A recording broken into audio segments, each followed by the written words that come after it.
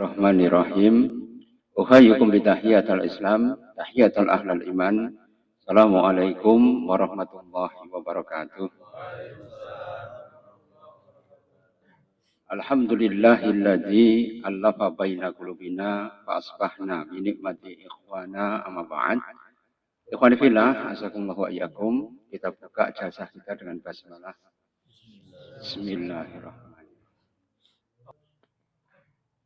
Alhamdulillah, segala puji kita haturkan kehadirat Allah yang Maha Perkasa yang telah melimpahkan nikmat yang luar biasa pada kita semua, sehingga insyaallah pada sore hari ini kita dikumpulkan untuk thalabul ilmi dalam keadaan sehat walafiat. Salawat dan salam taslim dikunjuk dumateng Kanjeng Nabi Muhammad sallallahu alaihi wasallam. Moga-moga kita mendapatkan syafaatnya min yaumi hada ila yaumil qiyamah insyaallah. Ikhwani fillah, azakumullah wa iyyakum. Pada kesempatan yang berbahagia ini kita akan membahas tentang takwinul mujtama atau irsadul mujtama li binail ummah al-islamiyah.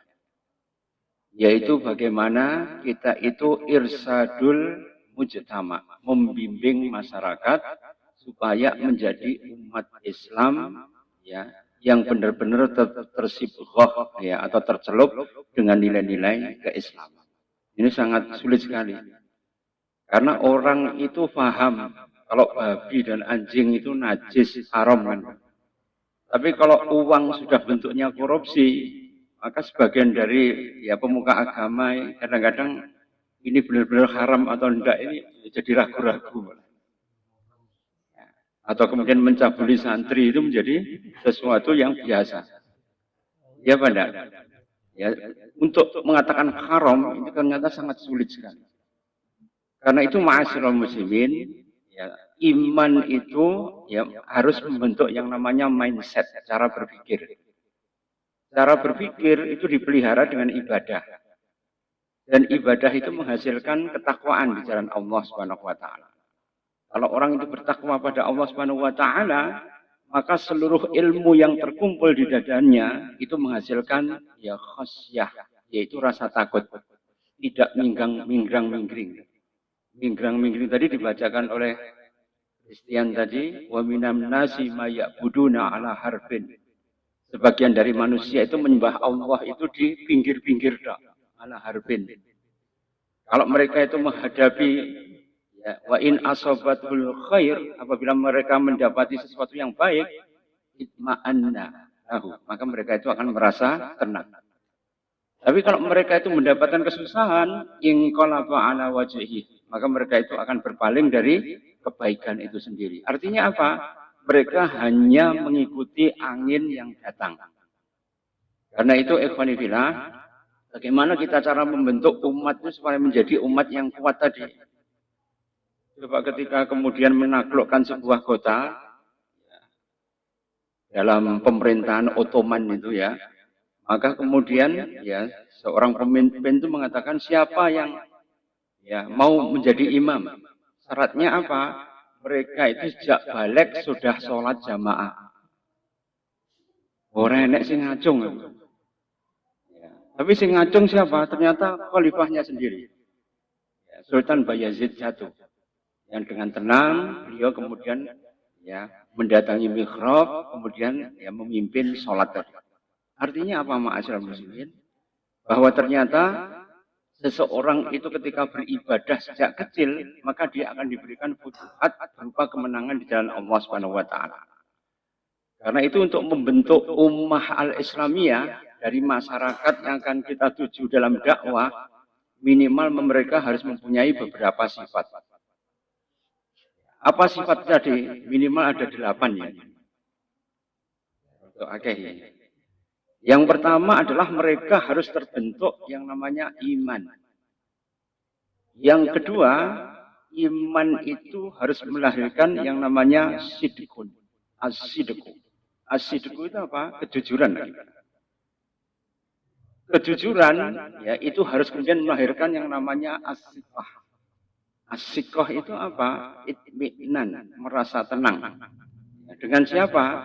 dengan pemimpin agama, dengan ustadznya, dengan kiainya, itu merasa tenang, ya tidak ada gonjang ganjing di antara hubungan antara kiai dan santri. Karena itu PKI memutus ini supaya santri benci pada kiai, yaitu salah satunya dengan apa? Mereka menyebarkan rumor itu kiai Zulila. Kiai gundul anune galak kan. Itu sampai seperti itu. Dalam rangka apa? Supaya kemudian terjadi yang namanya degradasi atau downgrade ya daripada para tokoh ulama. Bahkan Aidit itu mengatakan, ya, kita harus kemudian menghancurkan 7 setan desa. Nah, yang ketujuh itu siapa? Pemungut pajak ini. Ya, pemungut zakat. Bayangkan pemungut zakat dianggap 7 setan desa oleh PKI. Kenapa PKI itu 48 habis, tiba-tiba 65 itu banyak? Karena mereka turba. Anjang sana. Oh ya turba. Turun ke bawah. Tapi ya, kebanyakan dari kita itu enggak, malah nunggu untuk disowani. Ya benar. Para pemuka kita itu biasanya malah nunggu untuk disowani.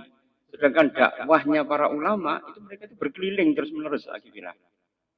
Antum tahu ketika Hulagukan ya itu kemudian ya, menyerbu Baghdad sehingga Baghdad itu habis semua ya, dihabisi oleh pemerintahan Hulagukan. Maka pada saat itu ada ulama-ulama ya, yang kemudian mereka itu dengan ikhlas ya terus mendatangi kaum muslimin, mendidik mereka supaya mereka itu terbentuk yang namanya rijalud dakwah, yaitu para pendukung dakwah. Ansor dakwah, para penolong dakwah. Dan mereka itu kemudian tidak meminta imbalan apa-apa, berkeliling terus sampai kemudian mereka membentuk ya banyak sekali para dai itu di kalangan masyarakat yang ada di ya, seluruh ya daerah Timur Tengah. Sehingga akhirnya salah satu kerabatnya Hulagukan namanya Berke Khan. Berke Khan itu dulu juga agamanya ya sama ya dengan agamanya Hulagukan. Agamanya itu Palgebu ya, menyembah berhala gitu ya. Tapi kemudian ketika didakwai oleh para ulama ini yang namanya bahkan tidak dikenal ya, ada ya beberapa itu yang terkenal itu mereka itu penting berdakwah. Dan jumlahnya makin lama makin banyak. Maka Berhekan itu yang merupakan saudara daripada Hulagukan itu kemudian malah membela kaum muslimin. Berhadapan face to face dengan saudaranya sendiri karena beliau itu memeluk Islam dan yang dibela siapa? Islam. Kenapa kemudian Islam bisa bangkit? Ya, bahkan kemudian ketika pemerintah Mesir itu kemudian pada waktu itu adalah Muzaffar al-Qutus. Ini kemudian dengan 10.000 pasukannya, sedangkan pasukan Hulagukan saat itu berapa? Hampir 300.000 gitu. 10.000 melawan 300.000 mokal ini. Ya, tapi ketika kemudian ya mereka berhadapan ya, di daerah Ain Jalut namanya. Ain Jalut itu di daerah Palestina, dekat Gaza. Maka ketika mereka terjadi pertempuran hebat di situ, akhirnya kemudian ya Muzaffar Qutus ya itu kemudian bisa mendesak pasukan ya, Tartar dan pasukan Mongol. Itu adalah kekalahan yang pertama. Setelah itu mereka kalah terus sampai kemudian kaum muslimin ya bisa mengembalikan kejayaan Islam itu pada saat itu. Tapi mereka kemudian anjlok lagi karena apa? Meninggalkan Islam dan kemudian mereka itu ya cenderung untuk saling berpecah belah. Karena itu ikhwanillah, maka iman itu harus dipegang karena apa? Sumber kekuatan kaum muslimin itu di iman. Innamal mu'minuna ikhwah. Jadi yang mempersaudarakan kaum muslimin sehingga Berkhekan itu sampai ya berseteru dengan Hulagukan itu karena apa? Karena iman. Karena itu ketika iman ya terbentuklah yang namanya as-sidq, jujur. Dan jujur itu kemudian akan melahirkan as-siqah. As-siqah itu akan melahirkan wala. Kita dapat 4 ya sekarang. Al-iman, as-sidqu, as-siqatu, dan kemudian ya al-wala. Wala itu apa? Kesetiaan, loyalitas. Kemudian yang kelima yaitu at-ta'ah. Sam'an wa ta'atan. Kemudian yang ke-6 ya, Setelah mereka itu kemudian taat, yaitu adalah mereka itu iltizamat. Iltizam itu apa? Komitmen. Kemudian yang ketujuh, mereka kemudian bergerak al-harakah. Dalam rangka apa? Ya untuk menggerakkan Islam itu ya bisa menjadi pionir di dalam masyarakat. Baru kemudian binaul quwwah. Akhirnya terbentuk yang namanya kekuatan. Ini 8. Kira-kira antum ya, bagaimana mengkondisikan dakwah supaya mempunyai 8 tanda ini? Kan sulit kan? Jamaah kan banyak kan? Ada NU, ada Muhammadiyah, ada Persis, ada Al-Irsyad, ada Tarbiyah, ada PUI, ya, ada kemudian Salafi, ada HT, ada Ikhwani, ya, ada kemudian Jamaah Tabligh. Banyak sekali ya Hibina. Bagaimana menghasung supaya kemudian mereka itu mempunyai ya 8 sifat tadi. Coba antum bayangkan saja di NU ya, di NU itu Thariqat yang muktabarah itu ada 45 thariqah. Mengkondisikan piye?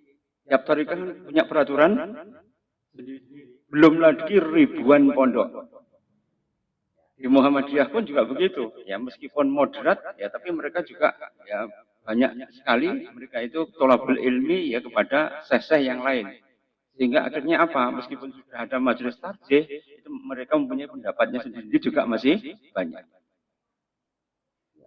Salafi sendiri itu terbagi juga menjadi 4. Ada salafi ilmi, ada salafi sururi atau siasi, ya ada salafi jihadi, ya untuk yang juga ada salafi madkhali. Sering membid'ahkan itu yang madkhali.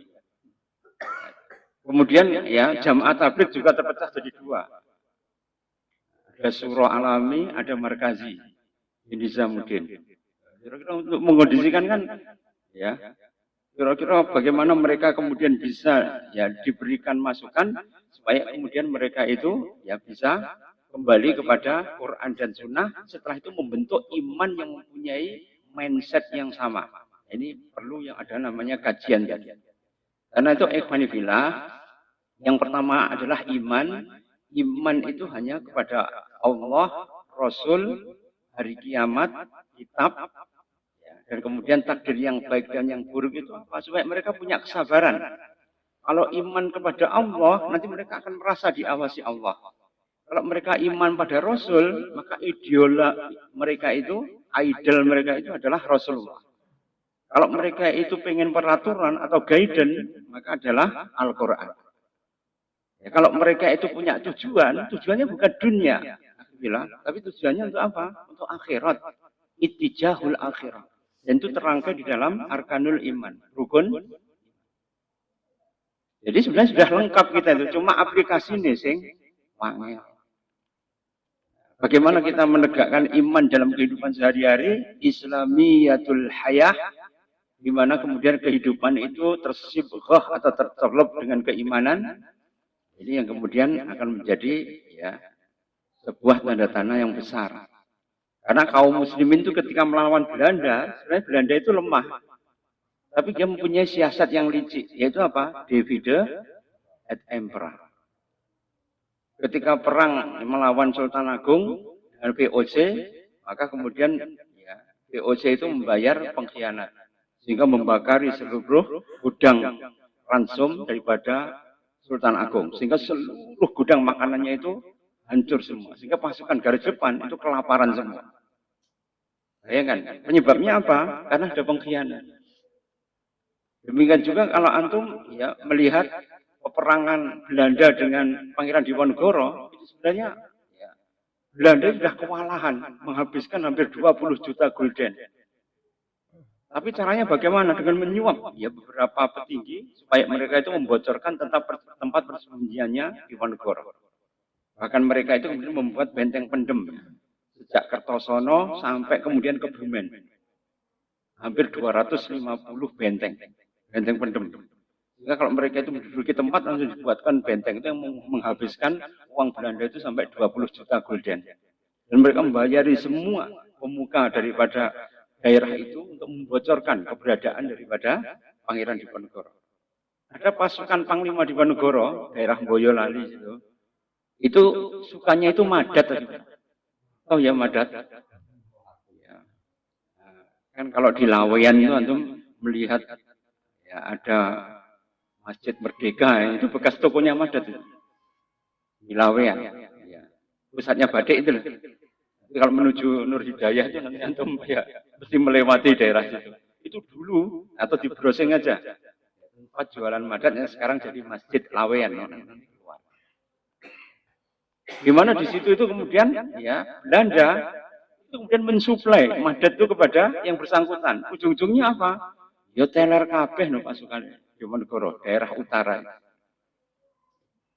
Bahkan kemudian ya beberapa pasukannya menurut Peter Carey itu kemudian juga apa? Ditawari beberapa wanita. Harta, tahta, wanita. Kalau sekarang pulsa ya, oleh kelepak-kelepak. Maka disinilah akibillah asalullah wa iyakum. Ya, karena itu kadang-kadang kita melihat, oh Gen Z itu lemah ya. Oh Gen Z itu seperti generasi strawberry ya. Tapi sebenarnya Gen Z itu nggak lemah gitu. Gen Z itu cuma nggak mikir masa datang dan cuek dengan masa lalu. Yang penting hari ini. Entah besok perang dunia ketiga atau hari kiamat, yang penting outfitnya tetap ya, sesuai dengan ya, apa itu selera trendsetter kan begitu ya. Jadi yang dipikirkan sekarang, mereka tidak peduli besok ada perang ada apa. Keuntungannya apa? Mereka fokus pada saat ini dan mereka itu masa depan dan masa lalu mereka tidak terlalu crazy. Artinya apa? Mengurangi insecure mereka. Coba sekarang ini kan generasi kita abad ya gitu. Coba kalau seseorang itu mempunyai gaji tetap 5 sampai 6 juta.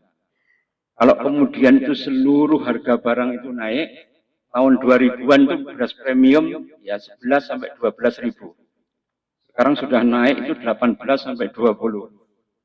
Itu kenaikannya biasanya kalau inflasi sampai 20%, kenaikannya hampir 30% lebih. Ya, jadi kalau kemudian kebutuhan mereka itu banyak yang dikeluarkan, sedangkan penghasilan mereka itu tetap, kira-kira pas loro itu letas sama enggak uangnya? Ya enggak? Ya bablas seakan jeroane. Ujung-ujungnya apa? Kalau enggak judol, ya pinjol atau nyolong kan gitu ya.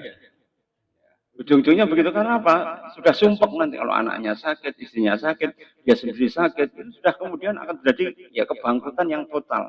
Karena apa? Tidak sempat nyimpen. Ya karena kebutuhan itu ya semakin meningkat. Ya, karena itu ikhwanifillah itu sebenarnya Mao Zedong dulu ketika kemudian mendirikan Cina. Itu kenapa kemudian seluruh siswa Cina itu nggak pakai seragam kayak di Indonesia. Kalau di Jepang kan pendek-pendek itu. Kemudian pakai jas dan sebagainya. Kalau di Cina enggak, pakai apa? Kaos olahraga. Lihat dideratin itu lah. Iya kan? Kalau siswa SMA, SMP itu kan pakai kaos supaya apa? Fleksibel mereka. Sehingga kalau mereka itu bergerak itu cepat. Supaya apa? Wong Jawa adalah tarbiyah bil getapan. Tahu getapan ya? Getapan ini kalau orang tua dulu, kalau antum melihat orang tua repot, antum kan langsung sungkan ya, dan bantu kan. Ibu sapu-sapu, ibu kalau sapu mawon kan gitu kan. Ibu blonjo itu nanti caca, pun kalau sing blonjo mawon bu. Sehingga akhirnya apa? Anak dulu kan begitu. Anak zaman sekarang itu enggak. Oh, di kongkonnya malah jek tau Maria kan. Itu apa? Tarbiyah bil getapan tadi. Getapan itu langsung ya, mereka mempunyai namanya suratul istijabah, yaitu adalah ya, surah itu cepat ketika ya mereka merespon perintah. Yang menggerakkan siapa ini? Iman ini akibatnya. Jadi iman itulah yang akan menggerakkan ya dalam keadaan tadi. Coba antum dijajah cara makanan antum tidak kerasa kan? Kongguan itu ada sejak tahun berapa? Biskuit Kongguan itu 1970. Sebelum itu makanannya nggak ada yang namanya Kongguan. Adanya ongol-ongol, nogosari, cenil, ya jemblem, ya kemudian gorengan telo, ya, telo goreng, bode kan itu kan dulu. Ya, jadi makanannya tradisional atau olahannya itu apa? Kalau nggak tepung beras, pasti dari ketela. Dan itu akan membuat ketika mereka itu memperdagangkan ya makanan nggak payu itu ilah. Karena apa? Ilatnya sudah terbiasa dengan makanan telo sama beras. Karena itu mereka ya menggunakan gandum. Caranya bagaimana? Lewat biskuit. Biskuit itu kemudian dimasukkan lewat kongguan. Jadi kongguan itu muncul tahun 1970. Sejak saat itu kemudian roti-roti itu bisa masuk semua. Karena roti itu bahannya adalah gandum. Kalau bahannya gandum kira-kira iso nandur dewe atau kemudian impor. Impor kan? Ya. Karena apa? Gandum itu hanya tumbuh di subtropis. Tidak bisa tumbuh itu di daerah tropis. Jadi sejak tahun 70 ya ketika kemudian hegemoni daripada the food factory itu kemudian mereka berkuasa merajalela, itu menjajah lidah kita itu dengan menggunakan gandum. Dulu jenengan waktu kecil yang umurnya di atas 50, ini kalau kemudian usum dele itu kan ya bakar dele ya, kemudian kita makan ya, di pinggir sawah tuh rasanya enak itu. Tapi kira-kira dele sekarang ada apa enggak? Tidak ada, itu impor semua. Itu rekayasa genetika. Termasuk juga tempe yang antum makan. Sehingga akhirnya apa? Timbul penyakit-penyakit generatif. Kayak kanker dan sebagainya. Karena apa? Hormon yang ada di dele itu sudah habis. Karena bahannya dari rekayasa genetika. Kalau asli tanaman Indonesia, itu hormonnya masih banyak. Jika kalau hormon itu kuat, itu akan mencegah penyakit kanker payudara, kanker serviks dan sebagainya. Coba antum bayangkan, ini hanya masalah badokan saja. Ya sudah kita itu terjajah sedemikian rupa. Apalagi kalau kemudian ada pengaruh yang lain. Karena itu iman itulah yang akan membuat manusia itu punya mindset saja. Dan iman itu harus melahirkan yang namanya apa? Kejujuran. Wa iyyakum wasyid. Fa inna sidqa yahdi ilal bir, fa innal birra yahdi ilal jannah. Wa iyyakum wal kazib, fa innal kaziba yahdi ilal fujur, fa innal fujur yahdi ilan nar. Jadi ikhwani fillah, antum harus jujur. Kalau enggak jujur, ya, maka kita akan menjadi seorang pembohong, maka seorang pembohong itu akan menuju kepada kefujuran, kefasikan.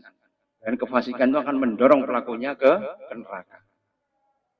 Ya, karena itu ikhwani fillah, coba antum melihat di sikat gigi itu ada fluoride. Fluoride itu menurut seorang tokoh Yahudi namanya ya Noah Chomsky, itu beliau itu mengatakan ya bahwa fluoride itu kalau dosisnya besar sekali itu membuat orang itu untuk mengatakan tidak itu sulit. Bayangkan fluoride. Noam Chomsky, nanti antum baca ya, tentang teori konspirasi daripada fluoride yang ada di pasta, sampai seperti itu. Jadi ketika kemudian seseorang itu kemudian mau mengatakan yang benar, itu dimalian. Sedangkan dalam hadis kan jelas ya, afdalul jihad kalimatul haqqi inda sultanin syair. Jadi seabdul-abdulnya jihad yaitu adalah benakne penguasa supaya kemudian mereka itu lurus ya kembali kepada jalan yang benar. Ya kebanyakan kita takut ya, ketakutan itu ini karena apa? Yaitu tadi. Ya salah satu bukan semuanya, salah satunya adalah termasuk juga permainan ya media massa berupa apa? Algoritma. Jadi manusia kita itu dinina-bubukkan dengan medsos terus-menerus. Akibatnya apa? Mereka hanya menikmati hidup itu dari satu scroll ke scroll yang lain. Ya, tidak beranjak dari scroll yang mereka sukai. Ya, kalau mereka suka trekking ke gunung, maka seluruh trekking dari Rinjani sampai Lawu itu nanti keluar semua. Kalau trekking mereka itu berkaitan dengan kuliner, maka seluruh kuliner ya dari Jakarta sampai Banyuwangi itu ya ada semua. Ya tergantung bagaimana kita menikmati hidup. Ujung-ujungnya apa? Waktu kita habis hanya untuk menikmati yang merupakan kenikmatan daripada mata. Karena itu kenapa Ibnul Qayyim mengatakan yang mematikan hati itu apa? Yaitu adalah fudulun nador, kakean delok. Ya dulu mosok atau kakean delok itu mematikan hati. Nah, sekarang baru terbukti ya dengan banyak delok medsos. Medsos itu kan melenakan sekali. Begitu ndelok itu kan orang ya akan terus ya terpaku terus. Karena apa? Begitu ada sesuatu yang menarik, endorfin itu akan keluar. Endorfin itu sama dengan orang yang menghisap rokok. Itu dia menghisap, ya maka kemudian endorfin itu keluar menimbulkan ketergantungan. Nyolong pun juga endorfin. Jadi kalau orang sudah satu korupsi itu berhasil, maka endorfinnya itu keluar, dia pengen korupsi yang lebih besar lagi. Karena apa? Ada kenikmatan di situ. Jadi ya manusia itu ketika kemudian the power ya of repeat, ya, the power of repeat itu apa? Yaitu ada kekuatan pengulangan. Semakin banyak diulang-ulang, maka endorfin itu menjadi semakin kuat. Kalau orang dulu itu mengulang-ulang jurus, saya bilang. Ya kan? Kalau jurus itu diulang-ulang terus, susu dia akan mempunyai otomatisme ketika berperang. Coba antum lihat sekarang ya, kalau orang itu gelut, jurusnya kan hilang kabeh. Enaknya bukan ngawur, ngawur. Iya benar. Karena apa? Dia tidak pernah melatih jurus, cuma wanita. Coba lihat pencak-dor ya, atau UFC kan itu ya. Kalau UFC kan memang ada peraturannya, penguncian atau takedown, penjatuhan, ya, atau kemudian pukulan, tendangan dan sebagainya. Ya, tapi jurusnya itu tidak kelihatan lagi kira. Kalau zaman dulu kan jurusnya kelihatan. Bruce Lee itu konon yaitu adalah yang tercepat pukulannya, namanya Jet Kunedo. Ya, bahkan ya, beliau itu kita mukul gini, kurang 1 inci orangnya sudah mencelat. Itu Bruce Lee. Tapi ada cerita beliau pernah dikalahkan oleh seorang pencak silat dari Sumatera. Kalah cepet deh. Karena untuk melihat ya videonya itu ketika dia main pingpong dengan ruyung, ya itu kan kecepatannya sangat tinggi dan akurat sekali kan. Tapi ternyata masih ada di atas langit masih ada.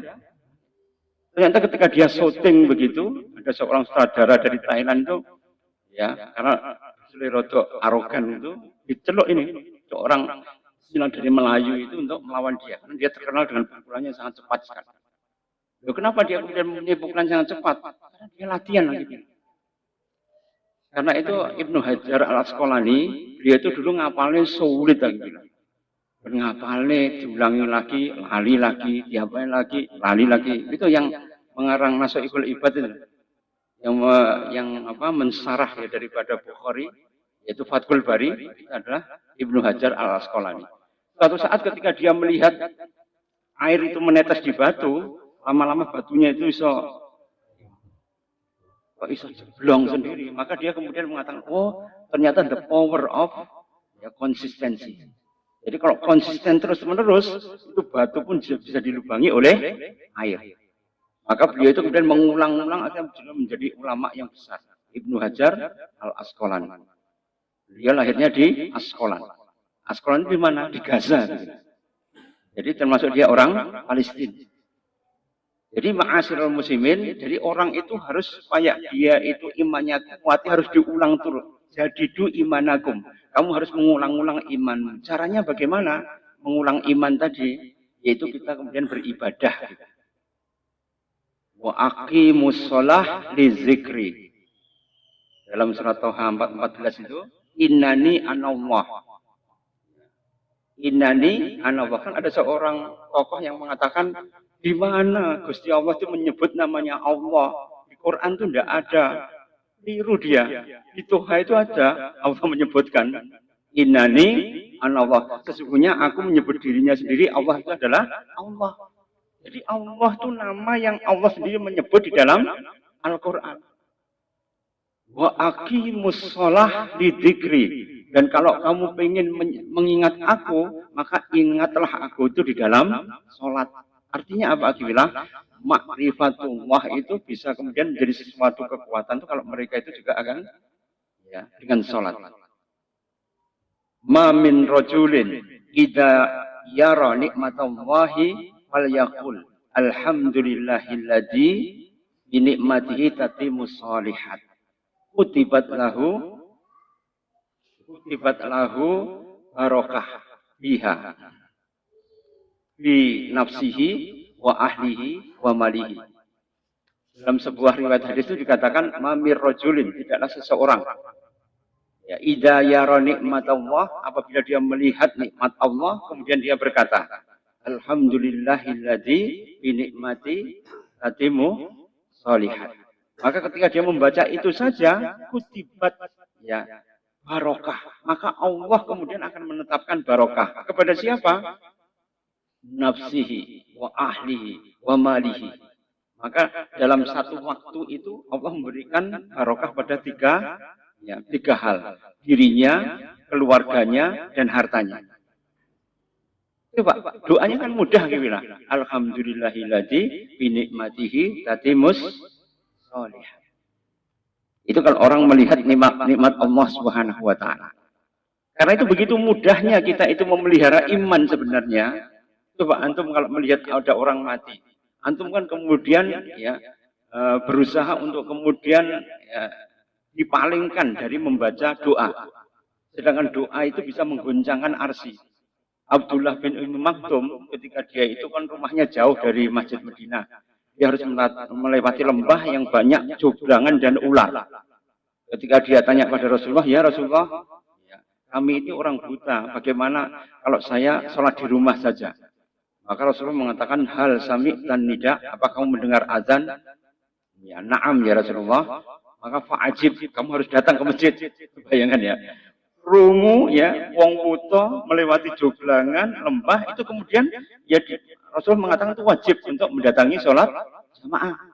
Dan suatu saat dia kemudian kejeglong ini lagi bilang. Dan ketika kejeglong itu dia mengucapkan istirja, inna lillahi wa inna ilaihi roji'un. Maka kemudian Allah itu sampai goncang arsinya. Dan kemudian Allah memberikan pahala yang sangat besar kepada ya Abdullah ibnu Maktum tadi. Dan itu membuat iblis itu menjadi cemburu. Sehingga setiap lewat situ supaya nggak kejeglong itu dibantu orang tua itu. Jadi iblis itu tasyakul, membo-membo jadi orang tua ya yang nunggu Abdullah bin Ummi Maktum harus kejeglong dicekal sikile. Yang sampai kejeglong ya saudara. Bayangkan, iblis sampai gitu. Karena apa? Takut Abdullah bin Ummi Maktum tadi ya kejeglong dan mengucapkan istirja. Tapi antum ketika ada orang mati kan tidak pernah berdoa. Karena apa? Diganti dengan WA gitu bilang. Langsung stiker kan? Ya, atau dengan ya menggunakan doa. Itu sebenarnya salah satu tipuan iblis sebenarnya. Karena apa? Antum nggak berdoa kepada yang bersangkutan. Harusnya antum kan berdoa dilafalkan. Allahumma firlahu warhamhu wa'afihi wa'fu anhu. Kalau antum kemudian lewat kuburan misalnya, kan mesti lali ndonga toh. Ya ahla diyar minal muslimin wal mu'minin wa inna insa Allah bikum lahikun nas'alullaha lana wa lakumul afiyah. Tapi orang wedi doa ini. Wedi apa disahuri nanti. Ya ahla diyar, wahai penghuni kubur. Jadi orang mukmin dan orang yang muslim. Sesungguhnya pasti aku akan menyusul kamu sekalian. Dan aku memohon pada Allah supaya saya dan kamu mendapatkan afiyah. Afiyah itu apa? Kesejahteraan lagi bilang. Dan kesejahteraan ya, seorang hamba itu ada 10. Kesejahteraan hamba itu afiyah itu ada 10. Ya, khamsatun fid dunya wa khamsatun fil akhirah. 5 di dunia dan 5 di akhirat. 5 di dunia itu apa? Yaitu adalah ilmu, ibadah, malul halal, itu harta yang halal. As-sabru, kesabaran, was-sukru, bisa bersyukur. Ini adalah afiyah. Jadi selama antum itu mendapatkan ilmu, itu afiyah. Selama antum beribadah, itu afiyah. Selama antum diberikan ilham oleh Allah mencari harta yang halal, itu afiyah. Selama antum bisa bersabar menghadapi masalah, itu afiyah. Dan ketika antum bersyukur, ya, itu afiyah. Karena apa? Antum diberikan ketika alhamdulillahilladzi binikmati tatimus sholihat, barokah itu pada fi nafsihi wa ahlihi wa malihi. Kemudian khamsatun fil akhirah, 5 di akhirat. Apa 5 di akhirat? Yaitu adalah la yurawwihu mungkar wa nakir fi qabri. Tidak gentar dengan mungkar dan nakir. Kalau Mama Gufron nggak ada jaminan. Gotak malaikat mukan nakir itu apa ya ngomong tok mati tenan dek digotak malaikat bisa mengkeret. Karena itu kalau seseorang itu kemudian ya mendapatkan afiyah itu adalah ketika dia itu ya'tihi malakul maut, datang malaikat maut bil lutfi warahmah. Ya, dengan apa? Dengan lemah lembut ya dan dengan kasih sayang. Kalau mencabut dengan begitu itu afiyah. Dan kemudian ya aminan fi fazail akbar. Maka ketika sakaratul maut itu ada dua. Ketika di dunia cabut nyawanya dan ketika kita dibangkitkan lagi pada hari kiamat itu sakaratul maut, sakit semua. Ya. Tapi kita kalau kemudian mendapatkan afiyah itu aminan fi fazail akbar. Maka kita akan aman di dalam faza atau naza ketika dalam keadaan ya sakaratul maut. Yaitu ketika dicabut nyawanya di dunia dan ketika dibangkitkan lagi dari ajnabu dzanab. Ajnabu dzanab itu tulang kecil di itu hancur sekalipun masih ada itu. Nanti kita tumbuh dari itu semua. Dan tumbuhnya itu sangat sakit sekali ya. Karena antum kan bobotnya 50 sampai 80 kan. Nanti ketika dibangkitkan itu menjadi besar sekali seperti Nabi Adam. Ya, berapa? 60 hasta, 30 meter. Ora yo loro kabeh yang gabung nih. Orang cuwilik malah gede-gede gitu. Kan iyo ba'asunas ya, dibangkitkan manusia itu seperti Nabi Adam kan. Dengan tinggi 60 hasta, 30 meter. Ya, karena itu aminan fi fasail akbar. Kemudian ya tumhasayiat, kemudian seluruh keburukan itu dihapus dan kemudian akan diberikan kebajikan oleh Allah Subhanahu wa taala. Kemudian yamuru ala sirat kal barqi lami'i. Kemudian akan lewat sirat dalam keadaan sangat cepat seperti bargun. Bargunnya apa seperti? Ya, seperti kilat. Bukan seperti barcode. Barcode pasar bayar itu. Ya. Jadi ya seperti barqi. Ya, seperti tatet atau seperti kilat. Ya, karena itu ma'asyiral muslimin ini afiyah. Afiyah itu terjadi karena apa? Karena manusia itu beriman. Sehingga iman ini menimbulkan kejujuran. Kejujuran akan menimbulkan mauqif atau sikap istiqomah di jalan Allah Subhanahu wa taala. Kemudian ya, setelah itu kemudian timbul yang namanya siqah. Siqah itu apa? Ketika kemudian dia itu siqah bil Islam yang pertama, yaitu percaya kepada Islam. Siqah bil mukminin, kemudian percaya kepada orang-orang yang beriman. Kemudian sikoh ya bil qiyadah. Kemudian sikoh kepada pemimpin. Pemimpin kemudian seorang yang lurus. Bahkan kemudian Abu Dzar Al-Ghifari itu mengatakan, Anda kan yang memerintahku itu adalah seorang Habasyun. Tahu ya Habasyun? Orang Habasah. Yang rambutnya itu seperti kismis. Rambutnya jarang-jarang kayak kismis. Ya pasti saya sam'an wa ta'atan. Selama dia kemudian berada di jalan kebaikan. Nah, itu kan kadang-kadang pilih-pilih pemimpin tuh. Karena apa? Ada penyakit yang namanya wijahiyah. Wijahiyah itu apa? Pengkultusan atau takdis. Wong Indonesia ini, ya, kadang-kadang kalau dikei pangeram-ngeram, itu manutnya tidak karuan. Ya, Banda. Pernah di Bendokrit itu ada pengobat itu. Orang stroke itu koblek bisa melakukan. Jadi takjub kan. Tapi sesuknya dia stroke yang ini hanya berlaku sampai 1 hari toh. Nanti besoknya lagi dia balik lagi. Bahkan amandel itu kemudian dikeluarkan. Operasi dengan menggunakan jari. Ya, itu kan semuanya ya bentuk daripada ilusi. Atau di rejo tangan itu memindahkan penyakit ya, dari manusia ke binatang. Ke kambing, ke sapi. Ya. Tapi nanti kalau diperiksa penyakit ya masih ada gitu. Nah, kalau orang itu kemudian melihat dengan iman, ya pasti dia tidak akan mengkultuskan yang seperti itu. Karena itu Imam Syafi'i mengatakan, "Idza ra'aita rajulan yamshi 'alal ma'i aw yatiru fil hawa fala tusaddiqu." Apabila antum melihat seseorang yang kemudian bisa berjalan di atas air atau kemudian dia itu bisa terbang di udara, jangan keburu-buru membenarkan sampai antum tahu seberapa jauh dia ikut kepada ajarannya Kanjeng Nabi Muhammad Shallallahu Alaihi Wasallam. Sikoh tadi akan melahirkan yang namanya wala. Wala itu apa? Yaitu adalah loyalitas. Loyalitas itu kepada siapa? Allah, Rasul, dan orang-orang yang beriman. Wa may yatalallaha wa rasulahu walladzina amanu fa inna hisballahi humul ghalibun. Barang siapa yang meletakkan wala itu pada Allah, Rasul dan orang-orang yang beriman, fa inna hisballah, maka dia termasuk hisbullah. Fa inna hisballahi humul ghalibun, maka ya hisbullah itulah yang mendapatkan kemenangan di jalan Allah Subhanahu wa taala. Jadi wala ini merupakan perwujudan daripada sikoh tadi. Sikoh tadi lahir dari kejujuran. Kejujuran itu lahir dari iman. Terus bagaimana kemudian sikoh dan wala itu bisa melahirkan ketaatan? Insya Allah to be continue. Kan ada 4, sing 4 disimpan tuh minggu depan aja. Mungkin ada mau ditanyakan? Ikhwanifillah, assalamualaikum wa iyyakum. Ini untuk membentuk umat, coba antum bayangkan betapa susahnya itu kan. Ya pada, ya Allah menghasung mereka pada iman yang benar. Ya Allah cara mereka mempunyai walak pada Allah, Rasul dan orang-orang yang beriman.